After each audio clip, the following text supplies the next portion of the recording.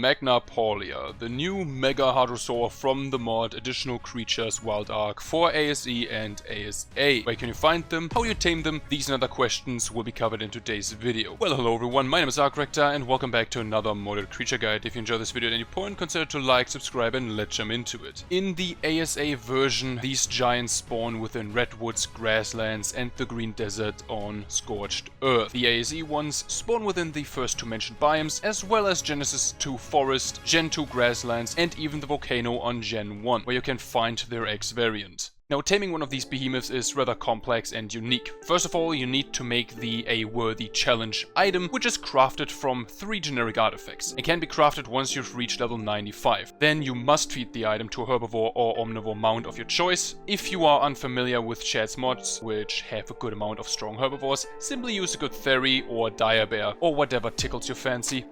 Once the item has been consumed, your mount receives the Challenger buff. Note, do not dismount during this part of the taming. With the buff on your creature, simply approach the Magna you'd like to tame. Once you're close enough, it will gain a buff, indicated by red clouds around its face. Now you have to fight it and bring it down to 25% of its max HP. During this, they only take 75% of incoming damage and deal 3.5 times damage towards you. Once the threshold has been reached, they drop to the ground. Now the second part of the taming begins. Once KO'd, you need to protect the Magna for 300 seconds from incoming attackers. It will grant itself a buff similar to Ammonite pheromones on KO to lure nearby carnivores. How you want to protect it is up to you, either with spike walls, a mount, or pinpoint accurate firearms, etc. Just make sure that during this you don't go way too far from it. Once the time is over, the Hadrosaur will get back on its feet. It will be neutral towards you and your mounts, and you can now passively feed it with either superior kibble or above veggies or megaberries. During this, the Magna will heal faster, as well as using its unique healing ability.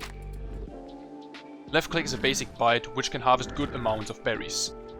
Right click is a hip check with a parry or counter feature. If you land the parry at the shove of the attack, you take 0 damage. Half of the damage you would have taken is then reflected back to the attacker, multiplied by a quarter of your own melee stat to a max amount. If the melee attack would have inflicted a debuff, you inflict the debuff to the attacker instead. C is a static roar.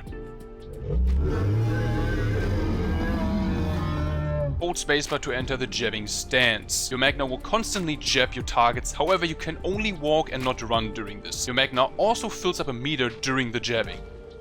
Once the meter is full, press left control to release the healing boon roar. Upon activating, it will push back targets and applies the healing buff to allies in a 6,000 unit radius for 40 seconds. The attack has no cooldown, so you can fill up the meter as quick as possible to continue your buff time. They are also completely immune to knockback, and they can sit down using the option wheel, preventing them with a little bit faster healing. All of this applies to both of the ASE and ASA version of the MAGNAPAULIA.